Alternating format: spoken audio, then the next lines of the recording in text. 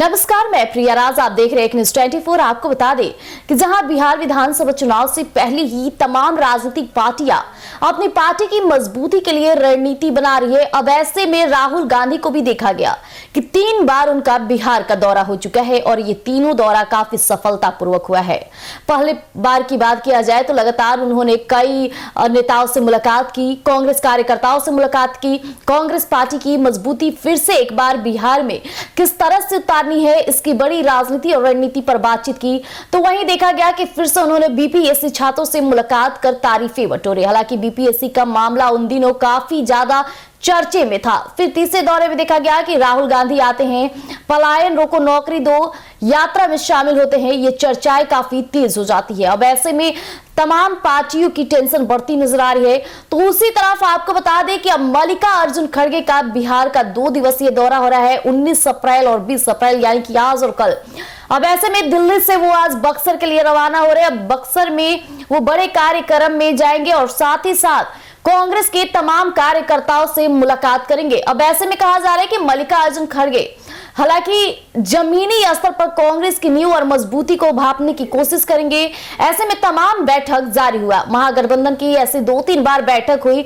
एक बार दिल्ली में बैठक संपन्न हुई जिसकी तस्वीरें सामने आई। बातें सीएम फेस की दाव पेच में फंसी नजर आ रही है। अब तेजस्वी यादव को राजद कार्यकर्ताओं ने सीएम फेस के लिए चुन लिया है, तो वहीं कांग्रेस के कार्यकर्ताओं के अंदर इस बात की नाराजगी और अभी वो कहीं ना कहीं कसम में फंसे नजर आ रहे कि आखिरकार सीएम फेस किसे चुना जाए। कांग्रेस के पास ऐसे कईयों चेहरे हैं जो सीएम फेस के रफ्तार में आगे नजर आ रहे हैं। अब ऐसे बीच बैठक संपन्न हुई तो सीट शेयरिंग की भी बातें चल रही थी, लेकिन ऐसे में कोई भी मुद्दा ऐसा नहीं आया जिससे स्पष्ट हो जाए कि सीएम फेस के तौर पर तेजस्वी यादव आगे जाएंगे। सीट शेयरिंग की लड़ाई में किसको कितनी सीटें मिली।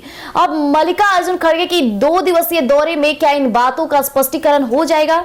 हालांकि तालमेल जितनी बातें होती है उतनी तालमेल दिखती नहीं है। अब ऐसे में जनसभा को संबोधित करते हुए मल्लिकार्जुन खड़गे बापू सभागार में भी जाने की बातें हो रही है।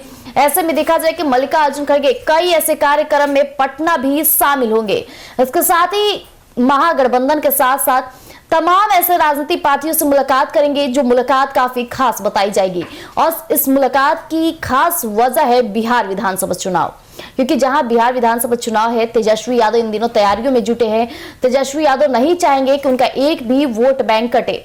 अब ऐसे में मल्लिकार्जुन खड़गे आएंगे, कांग्रेस की नींव और मजबूती तेजस्वी यादव से भी मुलाकात करेंगे या नहीं ये भी कसमकस जारी है। लेकिन ऐसे में जो भी बैठक होगी उसमें सीएम फेस की बात फिर से एक बार उठेगी। इतना ही नहीं, आपको बता दें कि तेजस्वी यादव अगर अकेले चुनाव लड़ने की रणनीति बनाते हैं तो हो सकता है कि उनके लिए ये घाटा हो सकता है।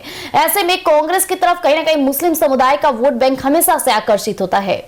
अगर कांग्रेस अकेले चुनाव लड़ने की तैयारी में लगती है तो तेजस्वी यादव का वोट बैंक कटेगा। इसका फायदा आने वाली पार्टियों को हो सकती है। ऐसे में एनडीए पार्टी भी मजबूती के साथ डटी हुई है, लेकिन इन दिनों सबसे ज्यादा किसी की चर्चाएं है तो वो है महागठबंधन। महागठबंधन की चर्चाएं जब भी होती है तो कांग्रेस और राजद की तालमेल को और आपसी संबंधों के बीच के मुकाबले को लेकर जरूर एक बार बहस छिड़ जाती है और फिर से एक बार ऐसा ही देखा जा रहा है। लेकिन मल्लिकार्जुन खड़गे का ये 2 दिवसीय दौरा काफी ज्यादा सकारात्मक बताई जा रही है। क्या पार्टी की मजबूती पेश करेंगे या यूं ही कसमकस जारी रहेगी? तो ऐसी अपडेट्स के लिए हमारे साथ बने रहिएगा। एक न्यूज़ 24 पर दीजिएगा इजाजत। धन्यवाद।